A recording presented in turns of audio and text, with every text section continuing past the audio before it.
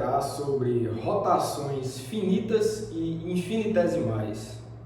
Esse tema de rotações vai servir para a gente como um preparativo para o estudo da teoria do momento angular em mecânica quântica. Então vamos lá. Rotações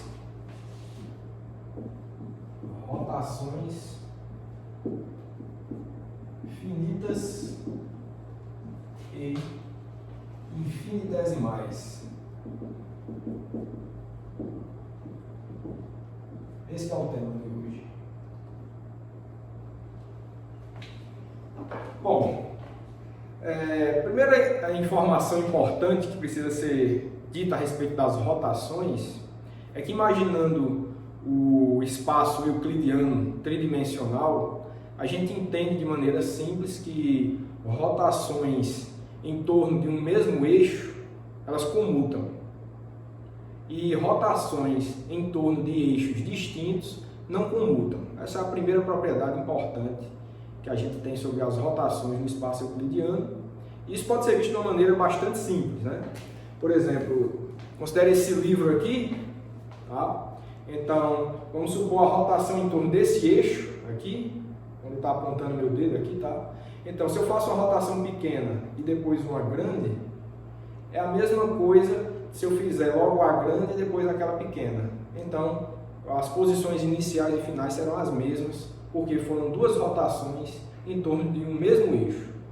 Agora, o que é diferente é quando você considera rotações em torno de eixos distintos. Então, vamos de novo. Começando dessa posição inicial, eu vou aplicar primeiro a rotação de 90 graus em torno desse eixo aqui e depois em torno desse eixo, tá? Então, vamos lá. Primeiro aqui, ó, rodou, depois aqui veio para cá, certo? Agora a gente vai fazer a ordem contrária. Posição inicial de novo, primeiro em torno desse eixo, veio para cá, depois em torno desse eixo, foi o contrário. Olha que a posição agora final é diferente. Então, a ordem com que você realiza as rotações em eixos distintos importa. Então, é uma propriedade importantíssima que a gente tem sobre as rotações no plano euclidiano em 3 dimensões. Então, a gente podia começar escrevendo isso, que uma importante propriedade das rotações é que elas não comutam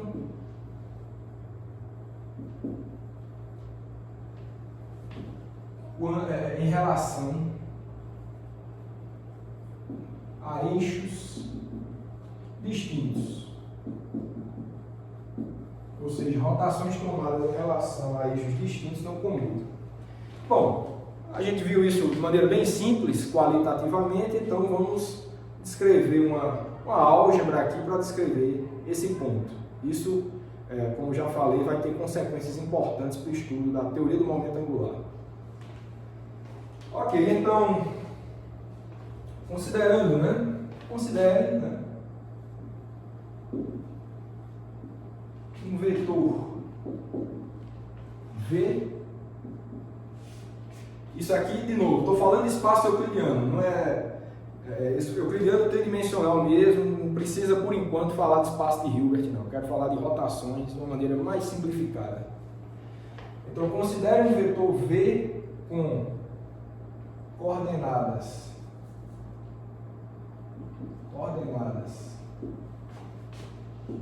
iniciais Vx, Vy, Vz. Essas são as componentes do vetor V inicialmente no plano euclidiano, no espaço euclidiano, e vamos supor que esse vetor V vai sofrer uma rotação, e após sofrer essa rotação, né, e aqui a gente vai considerar que os eixos vão ficar fixos, o que vai ser girado de fato é o vetor ou o objeto que você esteja considerando. Então, a rotação vai ocorrer de tal forma que ao final ele vai ter componentes distintas, tá? Então, considerando essas coordenadas iniciais, tá? E que após uma rotação adquire componentes Vx', Vy' e Vz'. Certo? Então, o que a gente vai querer fazer aqui é descrever essa rotação como uma operação atuando sobre um vetor. Certo?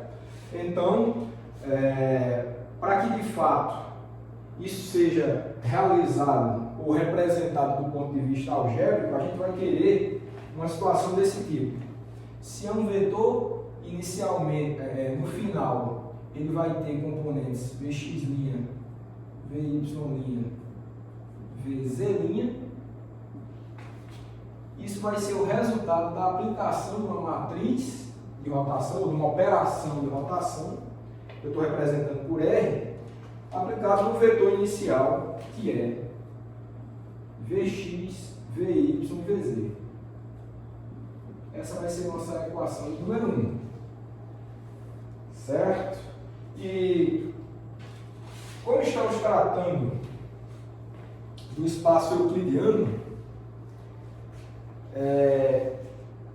uma propriedade que essa operação de rotação ela precisa satisfazer é ser ortogonal. A definição de matriz ortogonal ou de operação ortogonal é aquela que, ao ser aplicada no vetor ou em dois vetores distintos, o produto interno entre esses dois vetores não é alterado, ela preserva o produto interno. Lembre-se que essa era uma propriedade das matrizes unitárias se estivéssemos trabalhando no espaço de Hilbert, ou seja, dimensão n e coeficientes complexos. Como aqui estamos trabalhando uma versão simplificada, ou seja, um espaço com coeficientes reais e de dimensão 3, ou seja, um espaço euclidiano, não necessita uma propriedade tão forte quanto a unitariedade. Aliás, nem cabe aqui porque não temos coeficientes complexos. Então, o análogo da unitariedade para o espaço de Hilbert seria a ortogonalidade do espaço euclidiano. Então, a propriedade que esse operador ou essa operação de rotação precisa satisfazer nesse espaço euclidiano é a ortogonalidade. Então, para que R seja uma rotação, precisa satisfazer a ortogonalidade.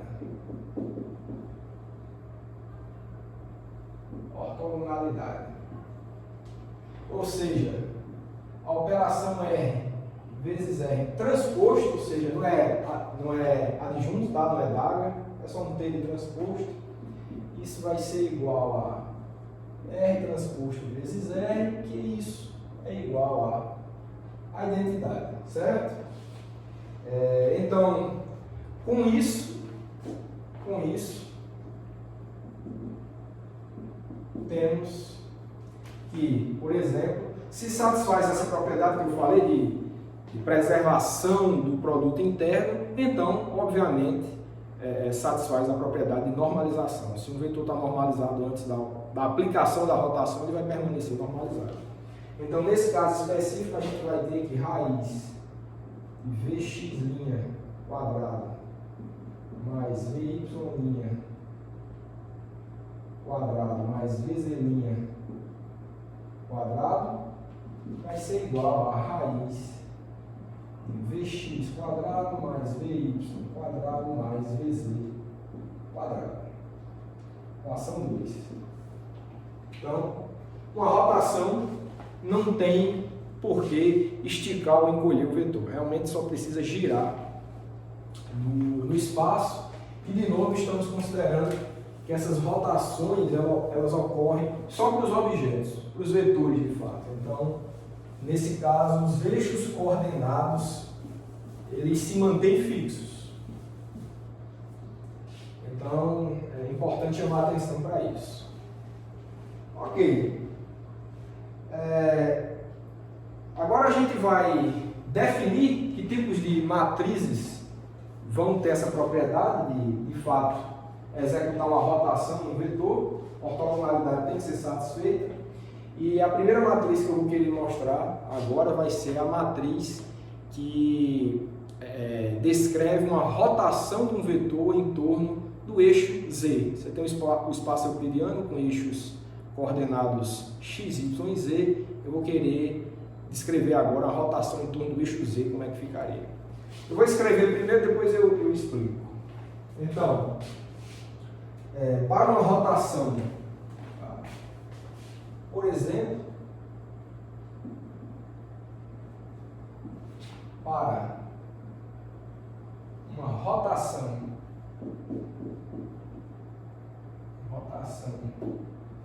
de um ângulo φ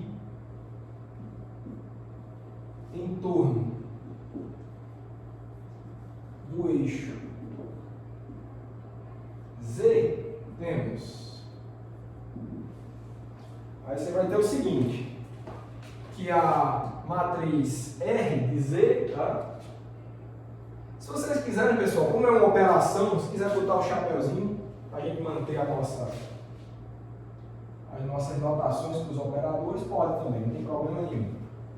Certo? Então, uma rotação, esse índice Z quer dizer rotação em torno do eixo Z, eu vou botar de φ porque é uma rotação de um ângulo φ em torno do eixo Z.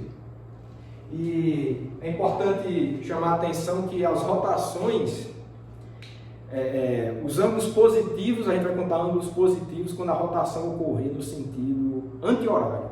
Então é sempre assim.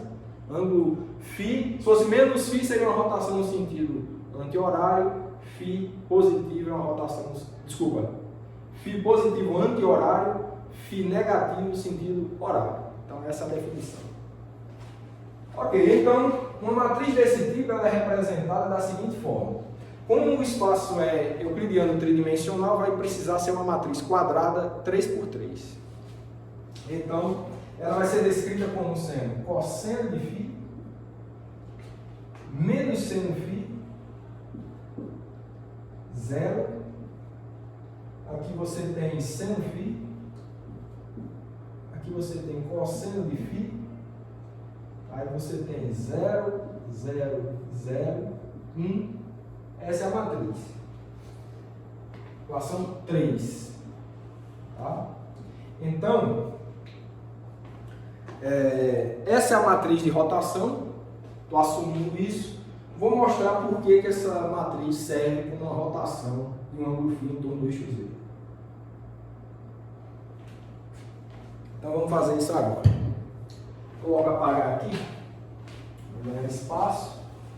Mas é uma trigonometria bastante simples para a gente visualizar esse resultado.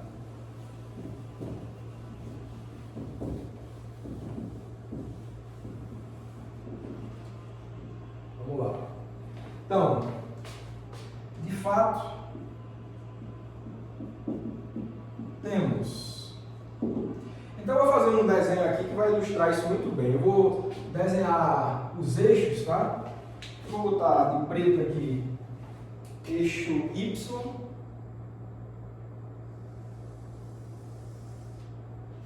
E esse aqui vai ser o eixo X.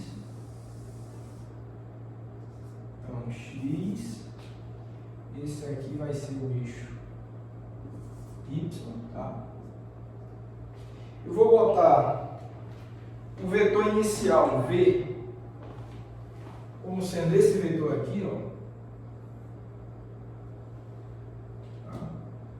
Fazer um pouco mais reto aqui ele. Esse aqui é o vetor V. Esse vetor, vamos supor que inicialmente ele faça um ângulo θ com o eixo X, de modo que essa daqui é a componente X inicial, que é Vx, e essa daqui, né, essa daqui é a componente VY, que é a componente Y inicial. Ok, então vamos agora aplicar a rotação. Vamos aplicar uma rotação de um ângulo φ positivo, ou seja, anti-horário, em torno do eixo Z. Note que o eixo Z é esse aqui que está, né, saindo do quadro, tá? O eixo Z aponta quando o meu dedo está apontando aqui. Então, se é um ângulo positivo, vai ser anti-horário, então vai ter que girar nesse sentido aqui, certo? Então, vamos assumir que após a rotação, o vetor vai estar com essa característica aqui, ó. Esse é o vetor final, V'.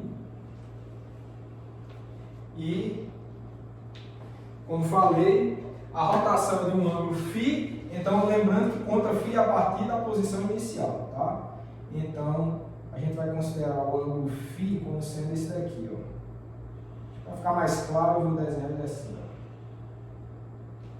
Esse aqui é o ângulo φ, tá? A partir do vetor inicial, esse é o ângulo φ. Ok, então, de novo, você pode, se quiser, traçar quais são as coordenadas, né? Essa daqui agora é a coordenada x final, que é Vx'.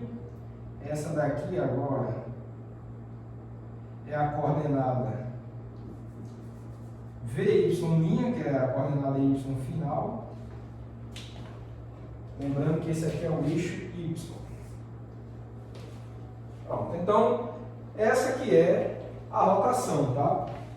Então, só para deixar claro, a rotação ocorreu nesse sentido aqui, ó, de um ângulo φ. Ok, então como é que a gente mostra essa matriz da equação 3, tá? Vamos fazer isso agora. Então a gente tem o seguinte, ó. A gente tem que Vx é igual a V, que é o módulo do vetor inicial, cosseno θ. A gente vai ter, deixa eu ver se eu numero essa equação aqui, não precisa. Vou numerar. Deixa eu ver essa aqui de equação 4. E a gente vai ter que Vx',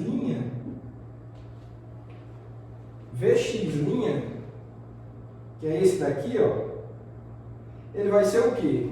Vai ser igual a V, que é o módulo do vetor inicial, mesma coisa, mas vai ser cosseno, ó, isso aqui é o quê? É cosseno de θ mais φ, né? Porque são dois ângulos. Note que a projeção é ao longo do eixo x. Então, é como se girou inicialmente de θ, depois girou de φ, então a projeção vai ser cosseno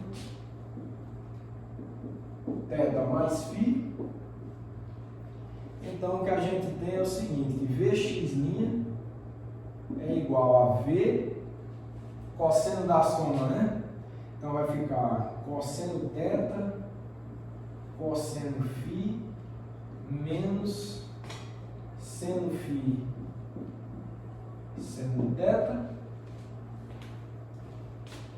E isso daqui vai ser igual a, olha, V cosseno de θ é Vx, né? Então, Vx, que é isso daqui, cosseno de φ, menos, olha, eu vou escrever já, tá? Essa vai ser a equação 5, vou escrever a 6. A 6 diz que Vy é V seno θ. Vy é V seno θ. E você tem V seno θ aqui, então vai ficar Vy seno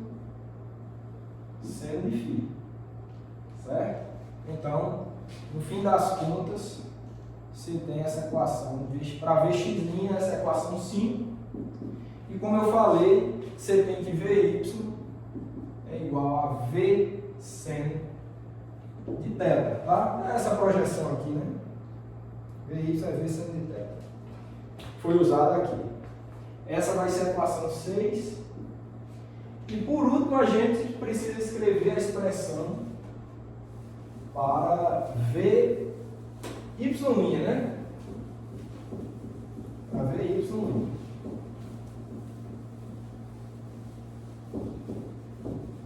Então,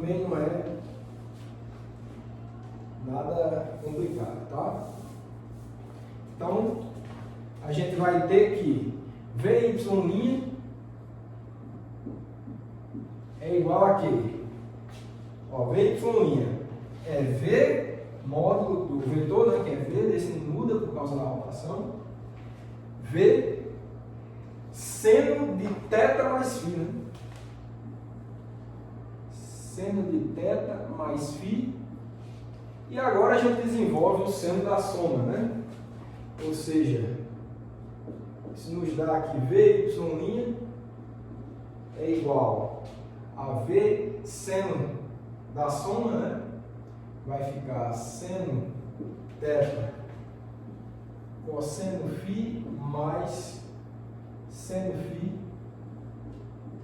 cosseno θ. Isso daqui vai ser igual a, olha, V seno θ, você usa a equação 5, vai ficar VY cosseno φ mais V cosseno θ é Vx vezes seno φ. Essa é a nossa equação 7. Então, e temos também, obviamente, né? Temos também que Vz igual a Vz', né?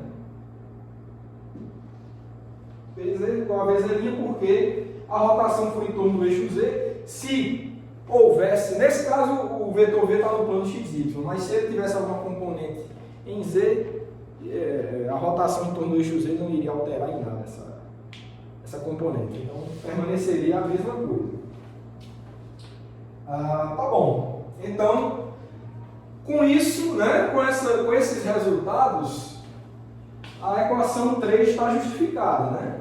Você vê que, olha, para obter Vx, né, se você aplica essa matriz naquela matriz coluna Vx, Vy, Vz, dá exatamente esses resultados para a equação. Então, verifiquem que a partir das equações 5, 6, 7, né, e essa igualdade do Vz, que satisfaz de fato a equação 1, sendo a matriz de rotação dada pela equação 3. Então, está justificado, está provado aqui que aquela realmente é uma matriz de rotação de um ângulo φ em torno do eixo Z. Tudo bem, então, agora, pessoal, a gente está particularmente interessado, tá, em rotações infinitesimais. Tá? A partir de agora a gente vai estudar as rotações infinitesimais, que vai ser importante no nosso futuro estudo da teoria do momento angular. Mas, antes de falar sobre isso, eu acho que tá lógico que, sob essa mesma perspectiva, sobre essas mesmas construções, a gente pode, claro, construir matrizes de rotação em torno do eixo X e também do eixo Z, de um ângulo φ, ou alfa ou beta, se você quiser. Então, mostrei que a relação ali, a equação número 3 é válida, dada simplesmente por essa comparação aqui, esse pouquinho de trigonometria que a gente usou, e relações similares podem ser encontradas para as matrizes Rx de alfa, ou R, né? Ou seja, rotação em torno do eixo X no ângulo alfa e rotação em torno do eixo Z em um certo ângulo beta. Vou deixar de exercício para vocês encontrarem quem são essas matrizes de rotação em torno dos eixos X e Y. Tá? Mesmo procedimento aqui, não tem nada demais. Faz um desenho igual a esse e você vai fazendo a comparação entre as componentes antes e depois da rotação e dá para construir a matriz de maneira bem simples.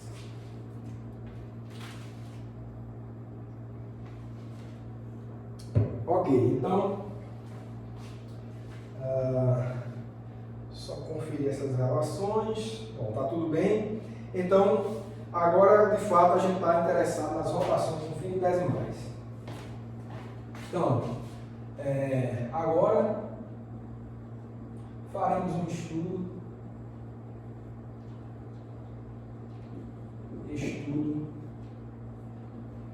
das rotações infinitesimais.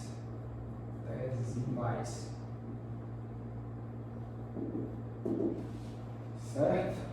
Então, o que vai ser feito aqui, ó, se essa é a matriz de rotação em torno do eixo Z, tá? A rotação infinitesimal, o que a gente vai considerar como rotação infinitesimal é a gente fazer uma expansão desses senos e cossenos aqui em série de T.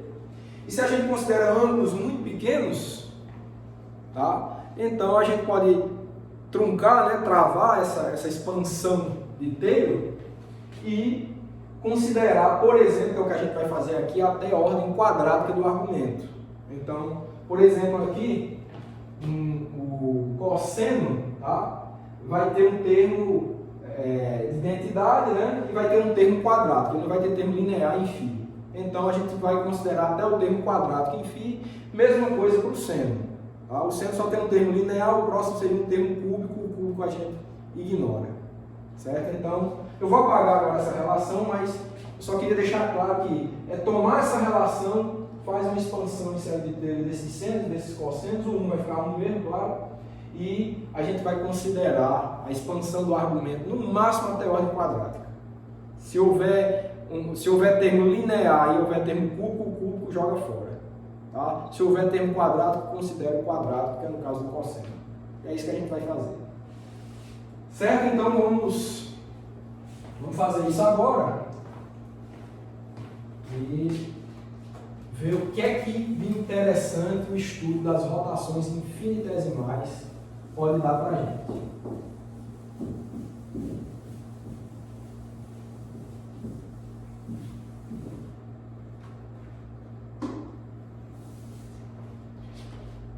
Bom, então o que vai ser é o seguinte, ó. Vamos ter uma rotação em torno do eixo Z de um ângulo muito pequeno epsilon, tá? Então, tomando aquela equação 3 que eu acabei de apagar aqui, a rotação dita infinitesimal, ela vai ter essa cara aqui, ó. 1 menos epsilon quadrado sobre 2. Então, esse daqui, pessoal, essa primeira entrada aqui é a expansão do cosseno, seria a expansão do cosseno, tá? Para ângulos muito pequenos. Para ângulos muito pequenos, tal que você considera termos até a ordem quadrática do argumento. Certo? Então, ficou 1 menos epsilon quadrado sobre 2. Tinha um menos seno aqui, vai ficar somente um termo menos epsilon, porque o seno é epsilon, né, o termo linear, o próximo seria um termo cúbico. Né? É menos um epsilon ao cubo sobre 3 fatorial. Então esse termo aí que eu acabei de falar, a gente joga fora e só considera o termo linear. E assim segue. Tá? Onde tinha cosseno faz isso, onde tinha seno faz essa outra expansão. Então aqui tinha um seno, fica epsilon. Aqui tinha um cosseno, vai ficar 1 menos epsilon quadrado sobre 2. E o resto continua igual, 0, 0, aqui tinha 1, 0, 0. Então essa é a matriz de rotação em torno do eixo Z infinitesimal, que eu vou chamar de equação 8. Tá? Equação 8. Ok, então, o que faremos agora, né? Se você constrói as matrizes de rotação em torno do eixo X e em torno do eixo Z, como eu falei, todas vão ficar em termos de seno e cosseno, né? Só vão mudar os locais dos senos e dos cossenos, né, nas entradas da matriz, e também tomar essa expansão em série de Taylor e considerar até a ordem quadrática, né? É o que eu vou fazer aqui. De fato, como eu falei, deixei de exercício para vocês construir as matrizes de rotação em torno dos eixos X e Y, mas eu vou assumir esses resultados e já vou escrever agora as rotações infinitesimais em torno de X e em torno de Y. Tá? Então, similarmente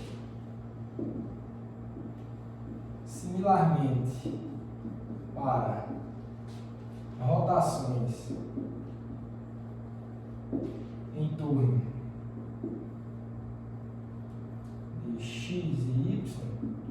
menos. Então, vou apagar aqui. E vamos escrever essas matrizes, tá?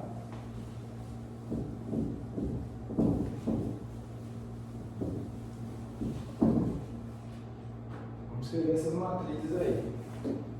Bom, vou colocar o resultado. Vai ser o seguinte, ó. A rotação em torno do eixo X de um ângulo epsilon vai ser o seguinte, ó. 1, 0, 0. Aqui vai ficar 0, 1 menos epsilon quadrado sobre 2, menos epsilon. Aqui vai ficar 0, epsilon, e aqui 1 menos epsilon 2 sobre 2. Acabou aqui a matriz. Tá? Essa é a matriz infinitesimal de rotação em torno do eixo X. Olha, a finita, acho que já dá para ver daqui, né? Vai ficar 1, 0, 0, 0, 0 também. Aqui vai estar um cosseno, aqui vai estar o menos seno, aqui vai estar o seno e aqui vai estar o cosseno de novo. Então, esse seria o resultado do exercício que eu passei para vocês para construir a matriz de rotação em torno do eixo X. E para Y, a gente vai ter o seguinte: y de um ângulo pequeno epsilon vai ser 1 menos epsilon quadrado sobre 2, 0, epsilon, 0, 1, 0, menos epsilon, 0, 1 menos epsilon quadrado sobre 2. Então, mais uma vez, a gente nota que aqui, para a rotação finita em torno do eixo Z, você teria cosseno, aqui, 0, aqui seria seno, 0, 1, 0, menos seno, 0, e aqui cosseno, certo? Então, a gente fica com essa característica aí. Equação 9, tá? 9. Bom, apagar aqui. E agora o que a gente vai querer fazer é exatamente o que eu mencionei no início da aula. Eu mostrei qualitativamente para vocês com aquele livro, né?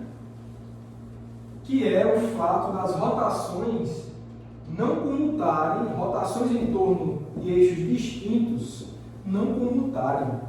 Vou querer mostrar isso para vocês agora, tomando essas rotações infinitesimais. Vamos ver o que dá de interessante isso. Bom, vamos agora, tá? Agora estudar o efeito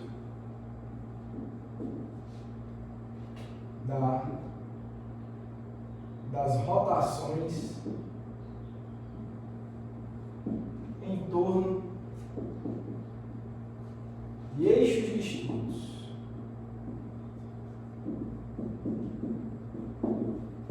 É isso que a gente vai fazer. Olha, primeiro a gente vai pegar esses resultados aqui e vai calcular quem seria Rx de epsilon, Rx, uma rotação em torno do eixo x, né, infinitesimal em x, de um ângulo epsilon, essa relação aqui, né, e multiplicado por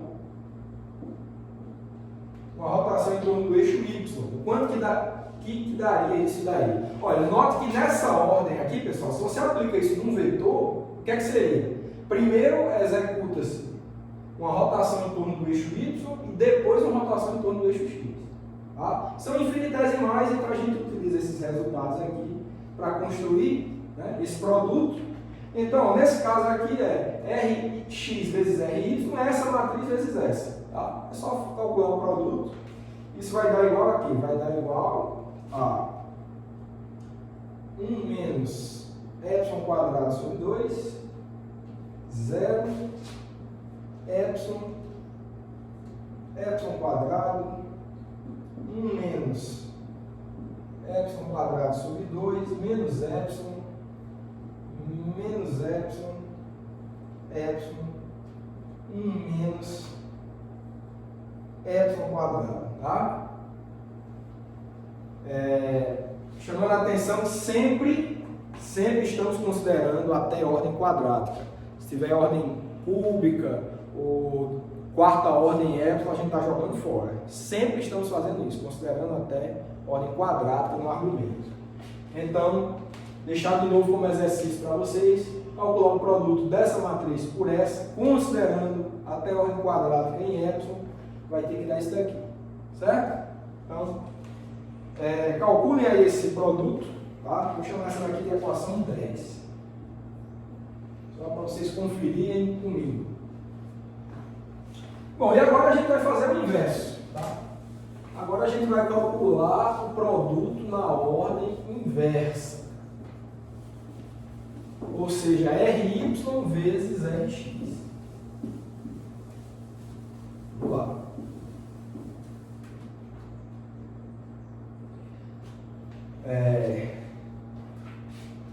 Então, temos também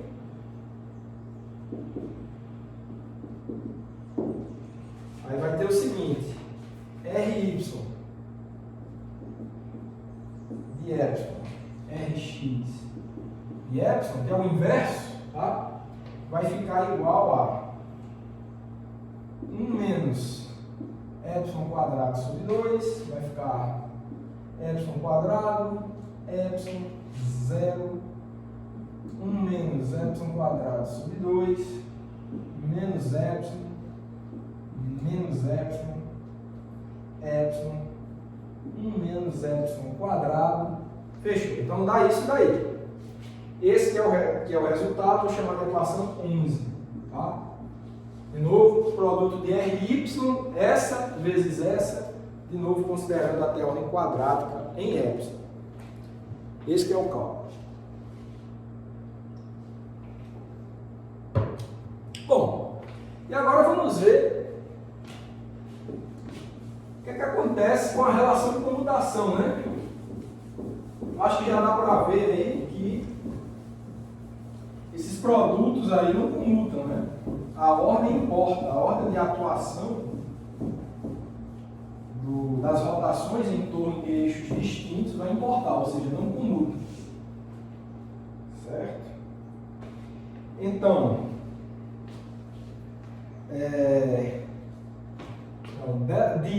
assim, né? De 10 e 11 temos. Então você vai ter o seguinte, que Rx epsilon, Ry de epsilon menos Ry epsilon, Rx de epsilon vai ficar igual aqui. Então essa daqui menos essa, tá? Então vai ficar assim, ó, 0 menos epsilon quadrado, 0 epsilon quadrado, 0 0 0 0 0. Ficou assim, tá? Ficou simplesmente com essa característica aí. E é só bom deixar claro, tá? Utilizando o resultado, pessoal, da equação, acho que era a equação 8, que era da rotação infinitesimal em torno do eixo Z, tá? Volta lá naquela equação, verifica a equação de rotação infinitesimal em torno do eixo Z, equação 8. Você vai conseguir escrever isso aqui como sendo igual a rotação em torno do eixo Z com o argumento epsilon ao quadrado. Lá na equação 8 é Rz de epsilon. Então bota esse argumento ao quadrado, tá? E subtraia da identidade. Tá? Subtrai da identidade. Então essa matriz, por acaso, é igual a isso aqui. Tá? Você consegue mostrar isso aqui. certo? Então, só lembrando a matriz da equação 8, acho que é a equação 8, né?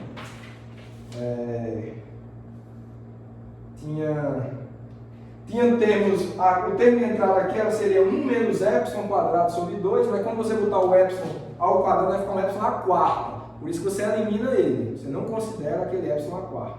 Tá? Aí vai ficaria só um 1 aqui, quando você subtrai a identidade, aí fica 0. Tá? Só chamando a atenção para esse ponto, como é que você encontra. Tá? Quando você substitui o argumento ao quadrado, vão ficar termos quartos, ou seja, de quarta ordem, esses você joga fora. Então, de fato, você tem essa igualdade aí que eu vou chamar de equação 12. Certo? Bom, vamos seguir. Bom, então daí já dá para ver que, tá claro, né? Na equação 12 a gente vê que não comuta. Não comuta, né? Se você, em ordem quadrática do argumento, se você considera pelo menos ordem quadrática do argumento, você já vê que as rotações em x e y já não comutam. Né? Se fosse até a ordem linear em epsilon, aí sim, se fosse linear, você desconsiderasse quadráticos, aí essa matriz seria 0, né? Então comutaria. Mas a partir de ordem já quadrática no argumento, você já observa que rotações em torno do eixo x e em torno do eixo y não comutam. Foi a primeira coisa que eu mostrei qualitativamente nessa aula para vocês. Tá? Ok. O que faremos agora, né? Então,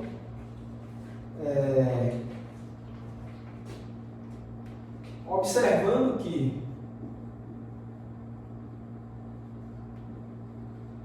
uma rotação em torno de um eixo qualquer, tá? Isso aqui é uma rotação em torno de um eixo, seja ele qual for, de um ângulo 0, obviamente isso aqui vai ser igual à identidade. Você não mexe no vetor. Você tem um vetor, vai girá-lo em torno de um eixo qualquer, de um ângulo de 0 graus, você não tira esse vetor do lugar. Então é como se você aplicasse a identidade nele. Então, se você observa isso, temos de 12 que você vai ter que Rx, epsilon, Ry, epsilon menos Ry, epsilon, Rx, epsilon vai ser igual a uma rotação em torno do eixo Z de epsilon ao quadrado, que é isso aqui, né? Menos a identidade que a gente pode escrever como uma rotação em torno do eixo qualquer de um ângulo 0. Equação 13. Só queria chamar a atenção para esse fato, certo? Ok, então essa relação aqui ela vai ser importante para a gente no futuro escrever as relações fundamentais de comutação para o momento angular em mecânica quântica. Então, eu queria chegar nesse ponto da equação 13, porque realmente esse resultado a gente vai usar no futuro, tá? Então, importante essa equação 3 aí. Ou seja, não só mostrar que não comuta, mas quanto que dá esse comutador, né? Isso é um comutador das rotações, né? Então dá esse resultado ali. Tá? Comutador de rotações em torno de x e y dá um resultado envolvendo uma rotação em torno do eixo z. Então é esse resultado que é importante. Bom, e agora a gente pode passar a, de fato, falar de mecânica quântica. Então o que eu queria falar para vocês de rotação em espaço euclidiano para rotações finitas e infinitesimais era isso. E a partir de agora eu quero me voltar de fato para o conteúdo de mecânica quântica, para as rotações em mecânica quântica. Certo? Então vamos fazer isso agora. Bom, então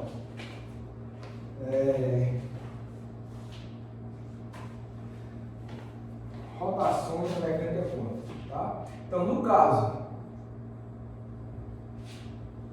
das rotações da mecânica quântica, temos... Bom, o espaço agora é um espaço de Hilbert, de dimensão n, tá? Então, mas problema nenhum. Claro, o espaço euclidiano é um caso particular, bastante simplificado, um espaço de Hilbert, né? Um caso muito específico. Então, se é possível realizar rotações no espaço euclidiano, obviamente também é no espaço de Hilbert. E, de novo, as rotações, as operações de rotação no espaço de Hilbert vão acontecer de uma forma análoga a essas que a gente está vendo aqui, de uma forma simplificada para o espaço euclidiano. Então, o que a gente vai ter é o seguinte, ó, um ket rotacionado, alfa índice R, vai ser igual à aplicação do operador de rotação no espaço de Hilbert. Ó.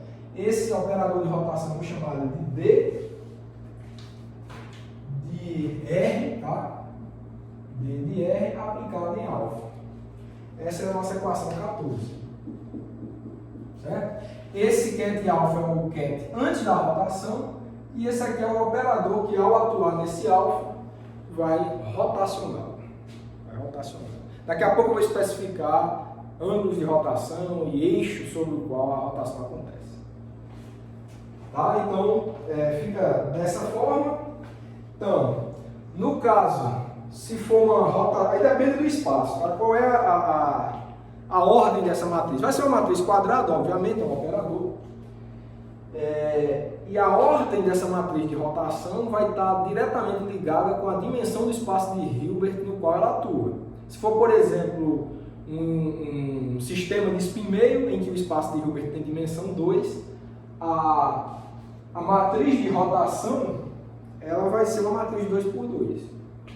Se for, por exemplo, um sistema de spin 1, um bóson, né, o sistema de bóson, spin 1, você vai ter um espaço de Hilbert de dimensão 3 e uma matriz de rotação 3 por 3. Por aí vai. Então, a ordem da matriz de rotação está diretamente vinculada à dimensão do espaço de Hilbert no qual ela atua. Ok, então, feito isso, né, o que é que a gente precisa fazer para descrever essa operação de rotação? Tá? Bom, nesse caso, é similar ao caso que a gente acabou de ver do espaço euclidiano. Do espaço euclidiano, a matriz de rotação precisava ser ortogonal. Agora que é no espaço de Hilbert, se é uma rotação, precisa preservar a normalização também. Então aqui a gente precisa de uma propriedade mais forte e sofisticada, que a gente já conhece, que é a unitariedade. Então, esse operador dele tem que ser um operador unitário. Então essa é a primeira propriedade que ele precisa satisfazer.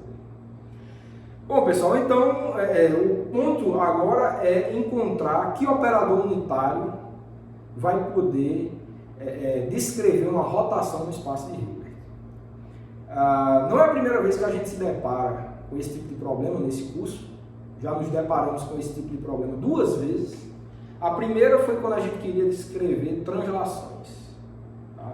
Então, verificamos que a translação precisava ser um operador unitário e a gente montou esse operador de translação a partir da translação infinitesimal e observou que a translação infinitesimal tinha um gerador que era o operador de momento.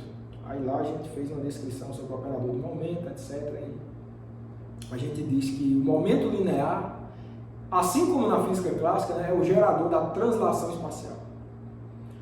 Essa foi a primeira vez que a gente se deparou com uma situação como essa, que a gente queria investigar a cara de um operador unitário satisfazendo essa propriedade de translação. Depois no curso a gente se deparou com um operador de evolução temporal. Também tinha que ser um operador unitário, tinha que preservar a normalização do ket. E lá a gente observou que o gerador da operação de evolução temporal era o hamiltoniano. A gente fez uma análise dimensional, tanto no caso do do operador de translação, quanto no caso do operador evolução temporal, e viu que momento gera a translação e hamiltoniano gera a evolução temporal. Nesse caso aqui não é diferente, a gente precisa de um operador vinculado a um observável que gere, nesse caso agora, as rotações. Tá? O procedimento para a gente encontrar a forma desse operador de rotação é similar ao procedimento que a gente adotou para encontrar as operações de translação e de evolução temporal. A forma do operador é a mesma, só que aqui o gerador da rotação, assim também como na física clássica, é o momento angular. Então, o procedimento é o mesmo, a gente já vai escrever isso aqui, tá? Que tem a mesma lógica, de novo, que foi usada para encontrar a cara dos operadores de translação e de evolução temporal. Então, aqui a gente vai assumir, mas isso pode ser derivado similarmente, que o operador de momento angular é o gerador das rotações na mecânica quântica. Então, esse que é o ponto. Tudo bem, então, sendo a rotação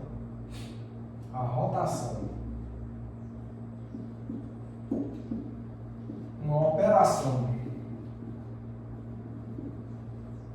unitária, temos que...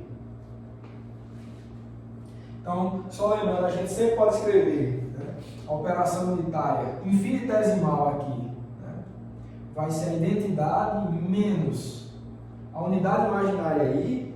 Aqui a gente vai ter um operador hermitiano G e se a rotação for de um ângulo epsilon, tá? Então fica epsilon aqui. Note que esse era exatamente o mesmo formato das operações de translação infinitesimal e da operação de evolução temporal infinitesimal também. Só que no lugar do epsilon aqui, que esse epsilon é um ângulo, né? Na evolução temporal era um tempo e na translação era uma grandeza espacial, um x espacial. Esse G aqui, né, que é um operador hermitiano, ele precisa ser hermitiano para satisfazer as propriedades que uma rotação precisa ter. Lá no caso da translação era momento dividido por h cortado.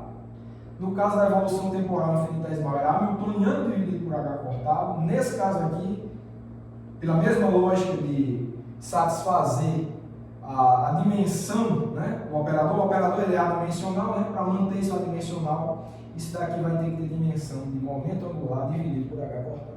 Então esse que é o ponto. Equação 15, tá? Equação 15, e a gente vai, por essa mesma lógica, assumir que o operador hermitiano G, ele é o operador de momento angular dividido por h cortado.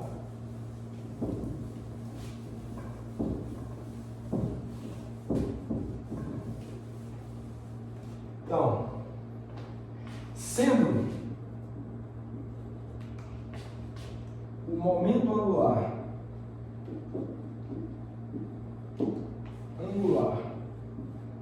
o gerador da rotação, temos que esse operador G, ele é o operador J de K dividido por H cortado. Tá? Esse J, tá? Eu vou escrever para momento angular em geral, para não especificar, nem que seja momento angular orbital, de spin serve para momentos angulares em geral.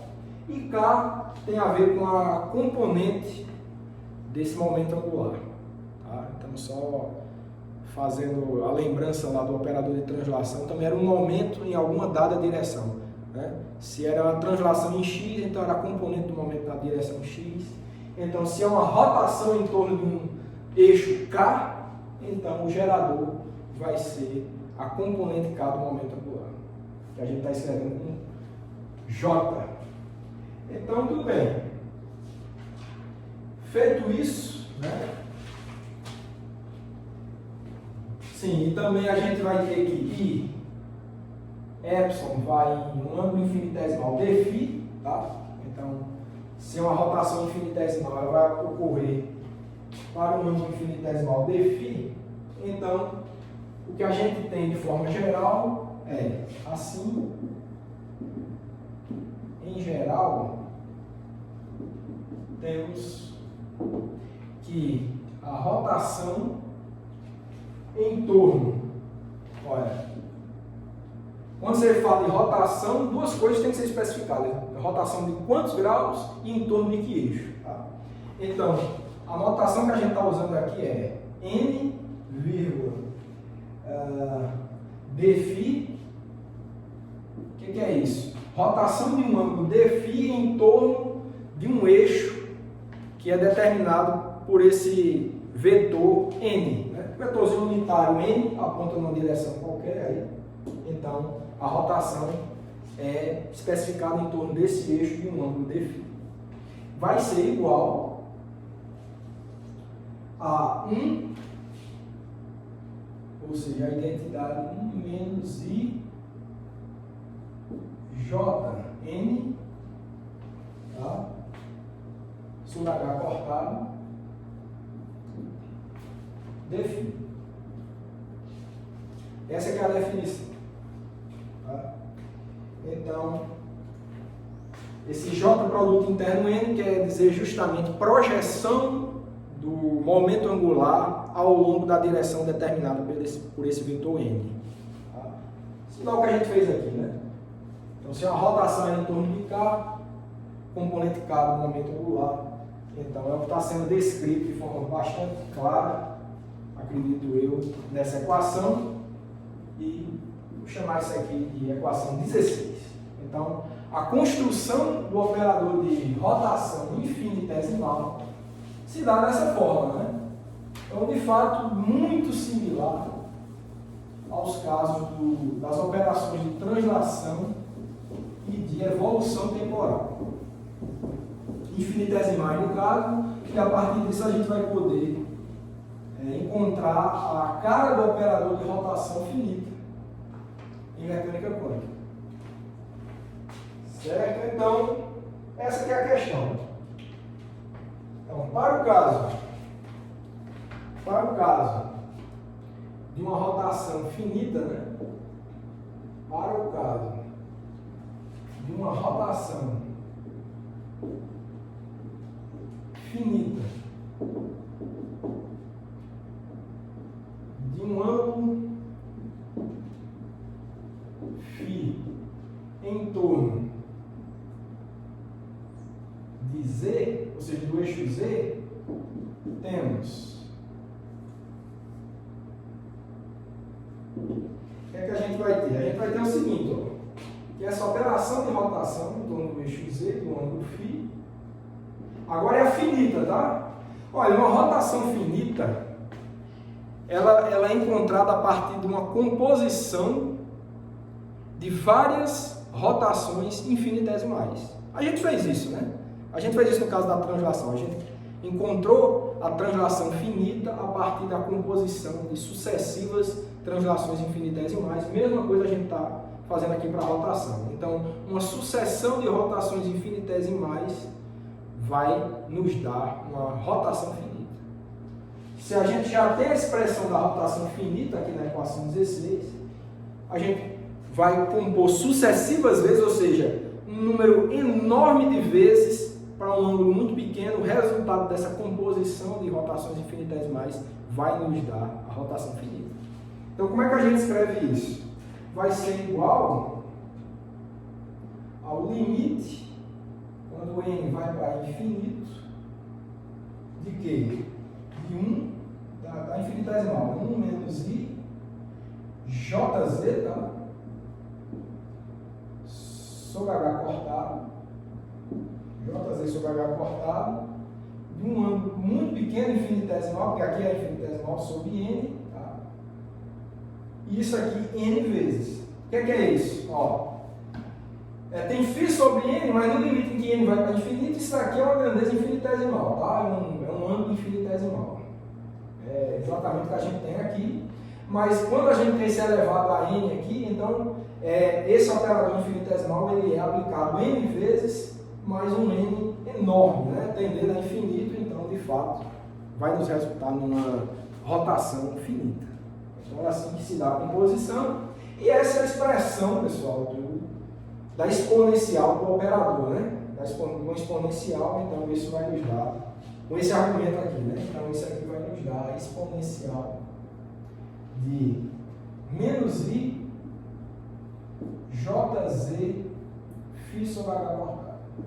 Então, pela definição aí de exponencial, esse resultado é elevado nisso.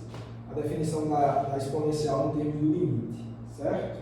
Então essa fica sendo a nossa equação 17, mas antes de escrever o 17 eu ainda quero explorar um pouquinho mais, né, essa propriedade de exponencial de operadores. Tá? Então eu vou só expandir essa exponencial só para lembrar a cara da exponencial do operador. Tá? Então aquilo lá vai ser igual aqui. O primeiro termo é a identidade, né? Exponencial, né? Menos, né? Mais o argumento, que ele vai ficar menos i jz φ sobre h cortado, né? Aí mais o quadrado dividido por 2, né? Então vai ficar i vezes i vai ficar menos jz quadrado φ ao quadrado sobre h cortado ao quadrado, mas tem um 2 aqui, certo? E tem termo de ordem superior a isso, vai, né? Um termo de φ ao cubo, φ ao quarto e aí vai, por aí vai. Essa é a nossa equação 17.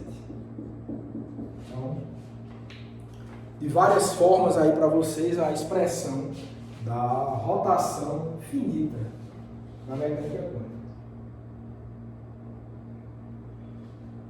Aí você pode dizer, mas isso não depende do... Você não falou que depende do espaço de Hilbert?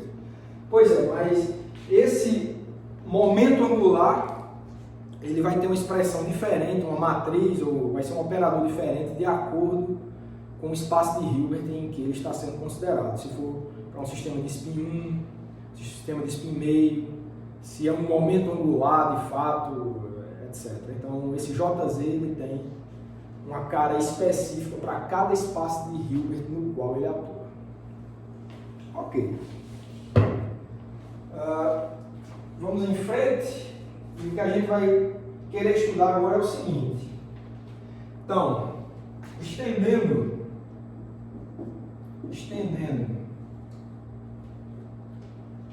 a propriedade, tá? Da equação 13, da aula de hoje, tá? Da equação 13. Que era aquela relação de comutação lá dos operadores, tá? Para a mecânica quântica, né? Para as rotações quânticas,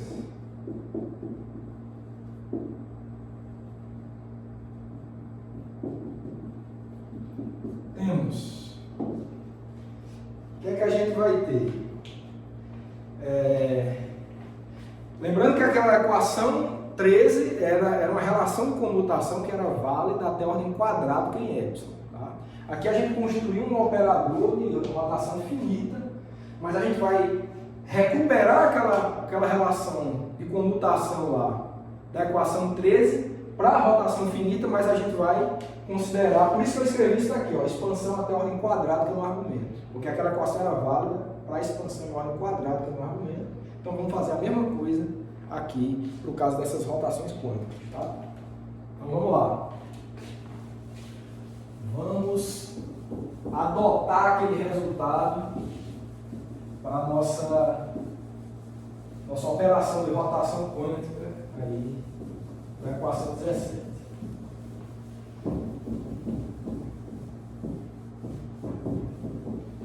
Vamos lá. Então o que é que a gente vai ter? A gente vai ter o seguinte, ó. Lá era Rx, Ry menos, né? Ry, Rx. Eu só vou lembrar que a equação 13, vocês podem voltar no vídeo, né? Mas era Rx, Ry menos Ry, Rx igual a Rz de y quadrado menos a identidade, né? Ok, então a gente vai adotar isso nesse caso aqui e vamos ficar com o seguinte: dx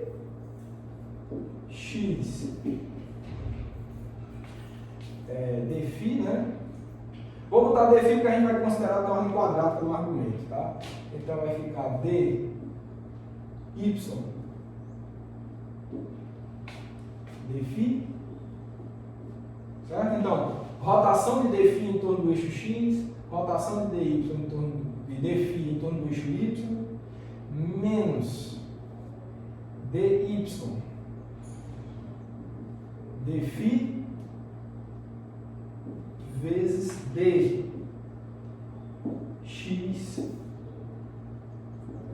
dφ, tá? Então fica com essa expressão aqui a comutação. Primeiro, dx dy menos dy dx. Similar ao que a gente tinha lá na equação 13, que era rx ry menos ry rx. Tá? Eu não vou botar o outro lado da igualdade agora não. Tá? Eu vou desenvolver isso daqui com base nessa equação 17 e depois eu igualo com rotação em z do argumento ao quadrado menos identidade, que é o resultado da equação 13. Ok, vamos explorar isso daí, né? Isso daqui vai ficar igual aqui. Olha, eu vou logo apagar aqui, tá? Vou precisar de bastante espaço para desenvolver isso. Mas só é longo o cálculo, mas nada complicado. O que eu estou querendo encontrar com isso, tá, pessoal, vai ser a relação de comutação fundamental para a teoria do momento angular. Então é isso que a gente quer fazer aqui. Bom, então dx por essa relação aqui vai ficar como? Olha, a identidade, menos i jx, né? Epsilon, tá? Ou φ, só vou considerar a ordem quadrática, tá? Sobre h cortado, menos jx quadrado, epsilon quadrado, sobre 2h cortado ao quadrado. Tá? Isso aqui vezes, isso aqui quem é? Dx infinitesimal, tá? Uma rotação infinitesimal em torno do eixo x. Eu estou botando epsilon porque era assim que a gente estava escrevendo. Né? Poderia ser φ, mas tanto faz. Tá? Isso não vai ser importante, daqui a pouco não vai nem depender desse argumento. Tá? Mas se quiser pode botar φ, né? Acho que vou botar φ para ficar claro. Vou botar φ quadrado. Tá? E agora em y, né? Vezes, aí vai ficar 1 menos i jy φ sobre h cortado menos jy quadrado φ quadrado sobre 2h cortado ao quadrado. Essa é a primeira parte.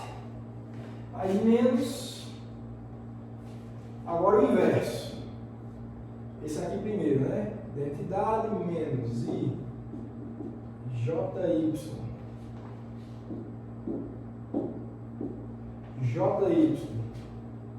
φ sobre h cortado menos jy quadrado φ quadrado sobre 2h cortado ao quadrado vezes dx, né? Então vai ficar 1 menos i jx φ sobre h cortado menos jx quadrado φ quadrado sobre 2h cortado ao quadrado. E lembrando que vamos fazer essa conta agora, considerando termos até ordem quadrática em φ. Estamos sempre considerando assim porque a equação 13 foi escrita dessa forma, travando as séries de potência em ordem quadrática. É isso que a gente vai fazer agora. Então vamos lá. Isso vai dar igual aqui, ó. Esse vezes esse, tá? Então, identidade vezes esse vai ficar como? Ó, esse vezes esse, depois esse vezes esse, tá? Onde tiver permitir produto ficar quadrado, até quadrado que fica, você faz. Então, 1 menos IJY, φ sobre H cortado, menos JY quadrado, φ quadrado, sobre 2H cortado ao quadrado. Certo? Então, esse foi o primeiro. Né? Agora vai vir esse vezes esse, né? Vai ficar menos, aqui ó, IJX φ sobre H cortado. Aí depois vai vir esse vezes esse, né? Vai ficar menos JX JY φ quadrado sobre H cortado ao quadrado. Olha, esse termo vezes esse, ó, vai ficar um φ ao cubo, esse a gente não considera, não se preocupa com esse. Mas vai ter mais um, que é esse vezes esse, também vai ficar quadrado. Né? Então vai ter um outro termo que é menos JX quadrado, φ quadrado sobre 2H cortado ao quadrado. Então pronto. Do produto desse com esse, vai resultar esses 6 termos, né? E agora a gente subtrai da mesma coisa daqui. Qualquer outro termo aqui vai ter ordem igual ou superior à ordem cúbica, enfim. Então a gente está desconsiderando isso. E agora subtrai esse produtinho aqui. O que é que vai dar? Vamos fazer isso.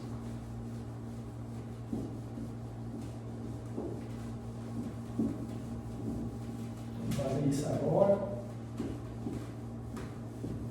A gente vai ver que muitos termos vão se cancelar, tá? Muitos termos vão se cancelar. Então vamos fazer ao menos esse produto ali. Então vai ficar menos. Vou abrir um colchete aqui, tá? Então esse vezes esse, tá? Então vai ficar 1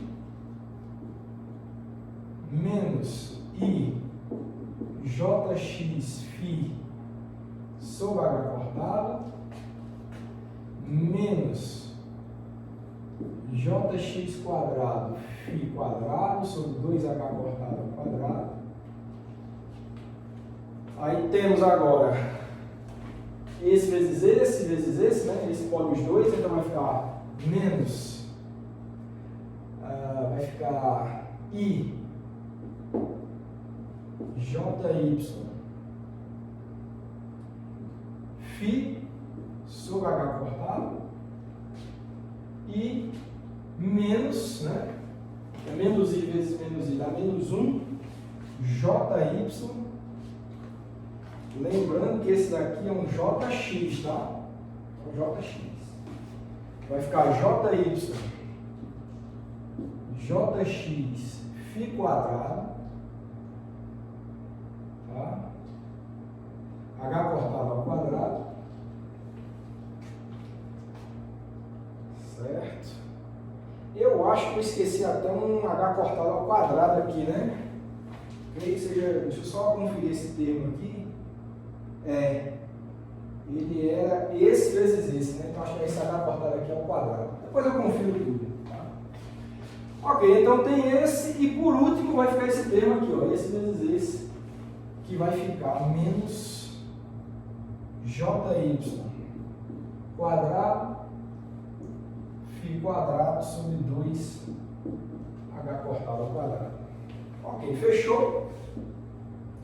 Deixa eu só dar uma conferida, pessoal, nesses termos aqui, rapidamente. Ok. Tá. Tudo bem.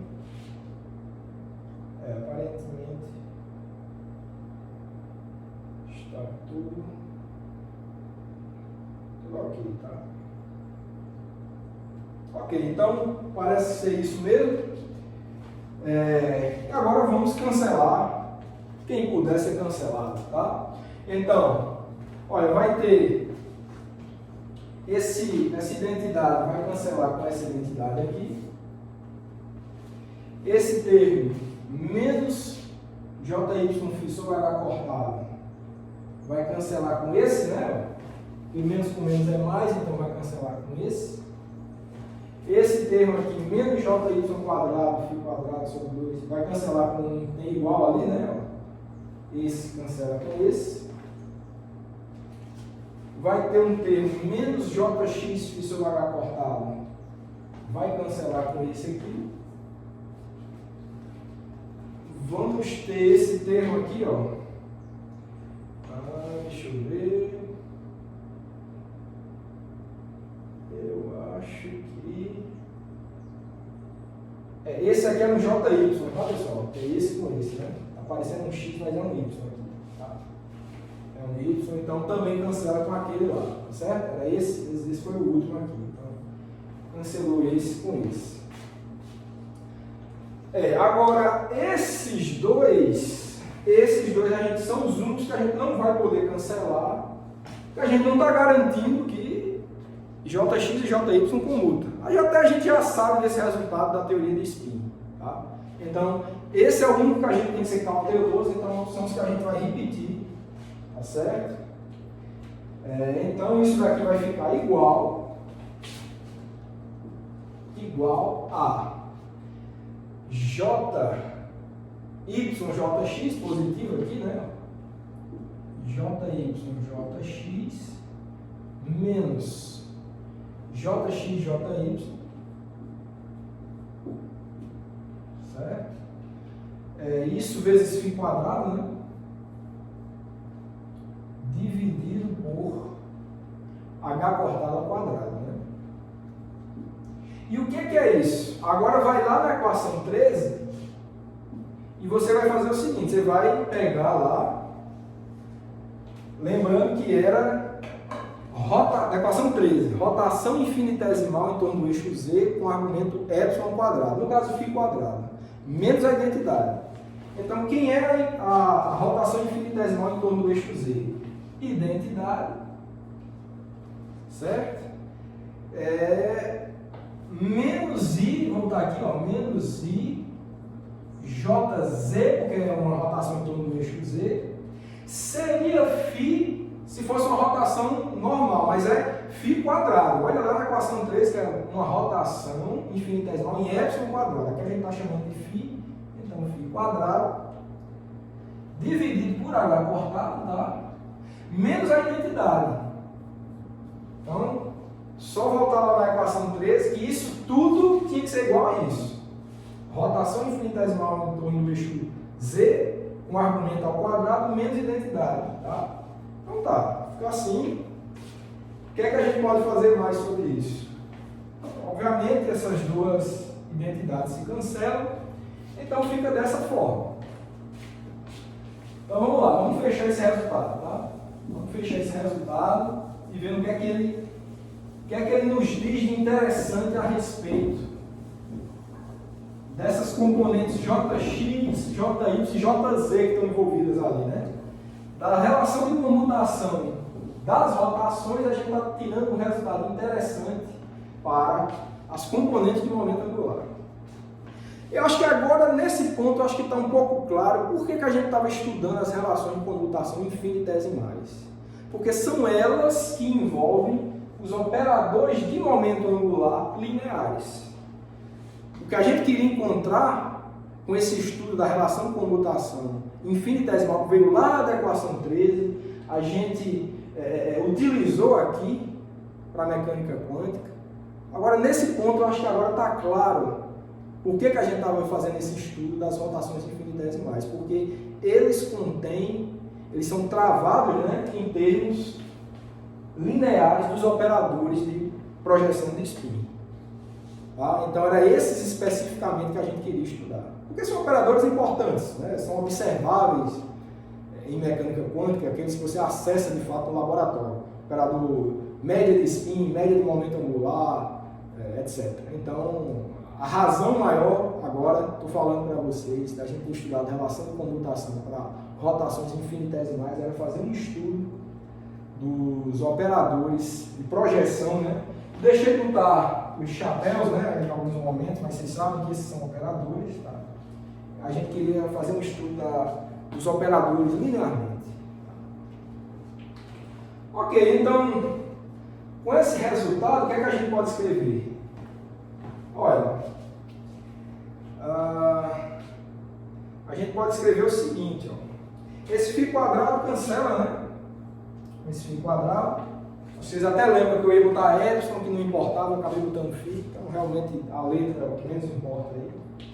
E com isso a gente conclui o seguinte. Olha, vamos ter que JY, JX menos JX, JY vai ser igual. Olha, esse H cortado ao quadrado vai poder cancelar, né? E tem um H cortado linear ali. Então ele vai subir, vai ficar no numerador, um H cortado só. Então vamos ter menos I H cortado JZ. JZ. Ok, isso daqui a gente já está vendo que é comutador de JY com JX, né? Então a gente pode eliminar o sinal de menos aqui, invertendo esse comutador, que vai nos dar o quê? Que JX e JY, comutador entre os dois, vai ser igual a I H cortado JZ. Certo? Bom, pelas minhas anotações aqui, essa aí é a equação 18. Tá? Essa aqui vai ser a equação 18. E similarmente, pessoal, a gente pode encontrar, né, outras relações de comutação envolvendo JY com JX. É só partir daquelas relações de comutação das rotações infinitesimais. A gente fez uma comutação, rotação infinitesimal de X, rotação em torno do eixo X com o eixo Y. Né? Se a gente envolver o eixo Z nessa história, a gente segue o mesmo procedimento, vai achar uma equação parecida com essa, envolvendo relação de comutação em X com Z, Y com X, etc. Tá? Então, o que a gente encontra no geral, né, é o seguinte: no geral, encontra-se que o que é que você encontra? Que JI, né? Em geral, tá? JI, índice J, é igual a IH cortado JK. Certo? Equação 19. Certo? Esse IJK é X, Y e Z, tá? X, Y e Z. Né? Você pode botar Y, J e K como sendo X, Y e Z, então você encontra essas relações de comutação. Então, essa equação 19 aqui é a chamada, ou as chamadas, né, porque você pode extrair três equações, né, porque é X, Y e Z, né? Então, três equações guardadas aqui. Essas são as chamadas relações fundamentais de comutação para o momento angular na mecânica quântica. Então, o próprio nome já diz que é fundamental, é importantíssimo, e vai ser a partir dessas equações que a gente vai construir a teoria do momento angular para a mecânica quântica. Então, esse é um ponto de partida para a próxima aula, vai ser importantíssimo. Tá? A teoria do momento angular, de fato, é toda desenvolvida a partir desse resultado, como a gente vai ver ainda nesse curso. Então, vou só escrever isso que realmente merece o destaque. Tá? Merece o destaque. Se você precisa falar mais alguma coisa, então, a equação 19 é a chamada relação fundamental de comutação Tá? Então ela é a relação fundamental de comutação, de momento angular, né? Preciso chamar a atenção, né? De momento angular. Né? Porque tem aquelas de posição e momento linear também, né? De momento angular.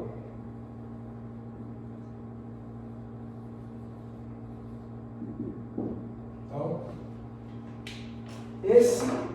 claro, além de fazer uma revisão do estudo de rotações, de espaço euclidiano, é sempre bom mostrar aquelas matrizes, mostrar a relação de comutação. Desde o início da aula a gente já viu que, qualitativamente, né, que rotações em torno de eixos distintos não comutam. Então, esse fato gerou essa repercussão aí nos momentos angulares, né, nas projeções de momento angular, pelo fato do momento angular ser o gerador da rotação. Então, esse resultado para as rotações acarretou nas relações fundamentais de comutação do momento angular. Tá? Como eu falei, vão ser unicamente, só precisa delas mesmo, dessas relações de comutação, né? dessa relação aqui. Com isso você consegue construir toda a teoria do momento angular da mecânica quântica. Então esse vai ser o nosso próximo passo. Então, dito isso, eu vou aguardar vocês na próxima aula.